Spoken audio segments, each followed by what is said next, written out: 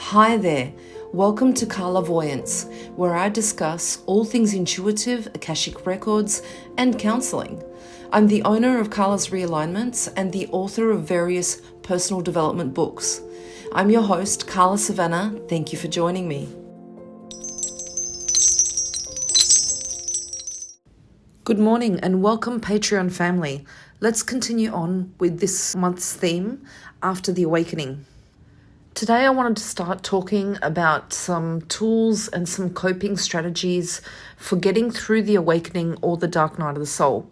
But first, let's start by looking at what is actually going on internally.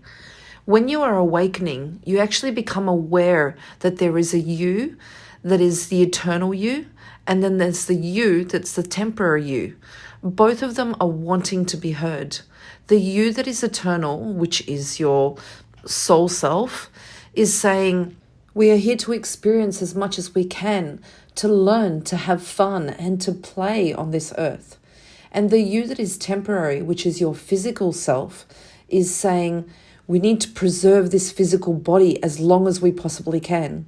And the only way to do that is to follow the rules that exist for this specific reality, get safely from birth to death, and to make the time in between last as long as possible. So now that you've had the awakening, you can actually hear both of them speaking to you, sometimes at the exact same time. And so comes the dilemma. Which one should you listen to when it seems as though both of them seem to be fighting to be heard? The physical self is the most stubborn and persistent part of you. So expect this one never ever to go quiet. But the soul self is more accepting of your choices. And this is the one that is most likely to go quiet and possibly not even be heard. Through the dark night of the soul, or an awakening, you become the observer to the conversations between your higher self and your lower self. This can most likely sound something a little bit like this. Your higher self says, hey, you're not happy in this job, so why are you still in this job? Why don't you get another job? And the lower self says, because if I don't get another job and I leave this job, then I have no money. And if I have no money, then I'll starve. And if I starve, then I'll die. Then the higher self says, okay, well, that's okay. We can just grow another body, and we can just try again. We can just be another player in this game. And the lower self says, what are you talking about? If we die, we won't come back. Are you crazy? And the higher self thinks to itself, well, this person obviously has the physical control over this physical body or this physical avatar. So what more can I do? It sounds a bit like a conversation between an absolute lunatic and a counselor, I suppose. Here's what you're actually aiming for it to sound a little bit more like. So the higher self says, hey, you're not happy at this job, so why don't you go get another job? And the lower self says, but what if I don't get another job? And what if I don't have enough money? And the higher self says, well, what's involved in looking for another job? What would you be prepared to do? What would you be prepared to try? Are you open to at least just looking for other options? To which the lower self replies, but I'm scared. And what if I get another job and I don't like it? And the higher self says, is there a possibility of going back to the old job? What other options do you have? And so on. Do you notice how in the first conversation, there's a clear disconnection that basically neither parts of the self are able to see each other's point of view? In the second conversation, there's more of a willingness to negotiate and work together, but ultimately neither actually make a decision without consulting the other. We always know that that physical self is going to be the main decision maker for your physical realm, because that is the one that's in control of your physical actions. But trying to get that physical lower self or ego self part of you, the fourth dimensional part of you, to actually listen is the first step. Therefore, the very first thing we need to become aware of after an awakening is that there's this constant conversation going on within you, and it's usually between more than two selves actually, but in this case we're just going to kind of focus on the two main self, which is the higher self and the lower self. The lower self is always emotional and attached to its physical survival. The higher self is always non-judgmental, cooperative, and willing to learn and expand and grow its knowledge base. Remember that the higher self is completely detached from this physical world and this physical needs of this physical body. So it's all about purely pulling in information and data. So the quality of the question that you ask will determine the quality of the answer that you get. If you were, for example, to go into Google and type into search, "Why am I such an idiot?" Google will actually, without knowing you, it might just tell you all the things that makes up an idiot, for example. How many times have we said that to ourselves? How many times have we said, "Why am I such an idiot?" So when your lower self asks your higher self, "Why am I such an idiot?" the higher self, just like Google, searches the database for all the reasons why you could be considered such an idiot. And it will unemotionally reply, "Because you did this," or "because you did that." And by Earth standards, that would be considered as an idiot for doing those things.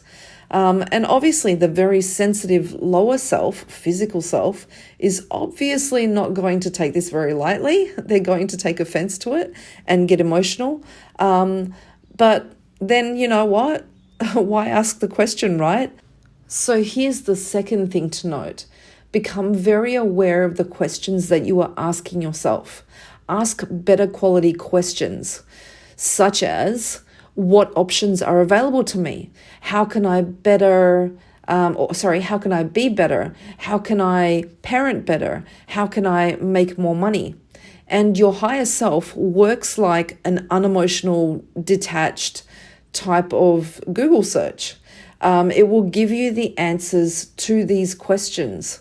And you can practice this with Google for a while if you like.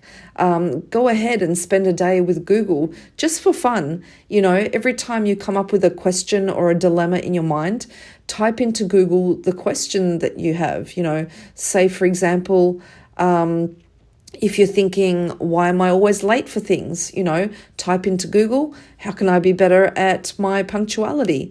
And I promise you, Google will give you an unemotionally involved answer.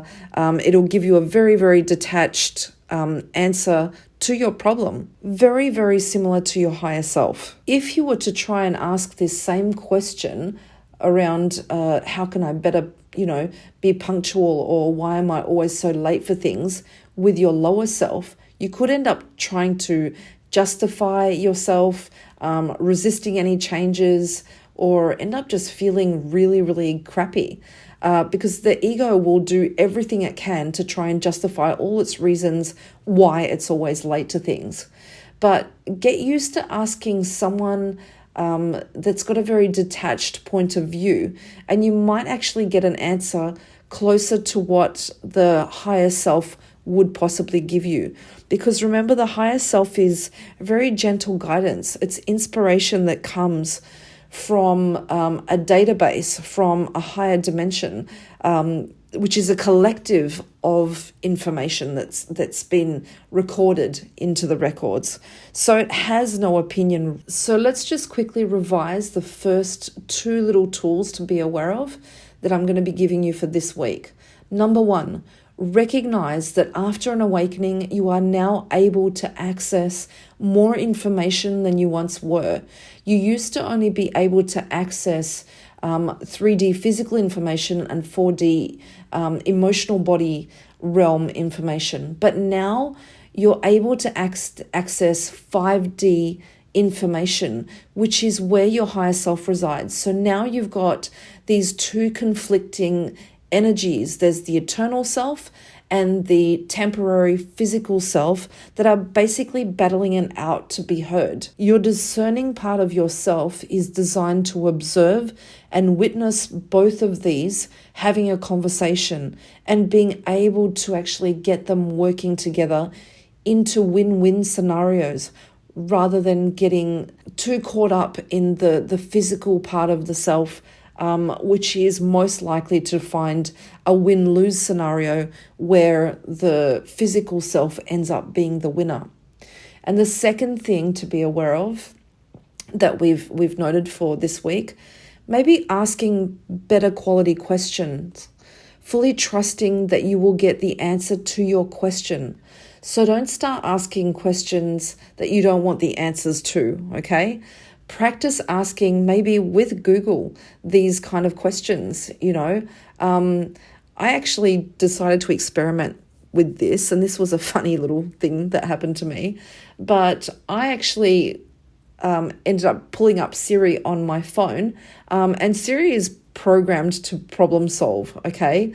So when I asked Siri, why am I such an idiot?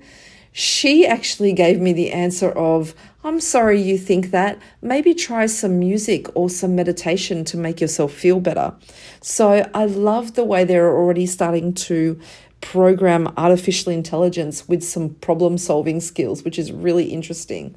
And your higher self will probably give you something similar, but obviously your higher self is so much more evolved than any form of AI or Siri or Google or anything like that.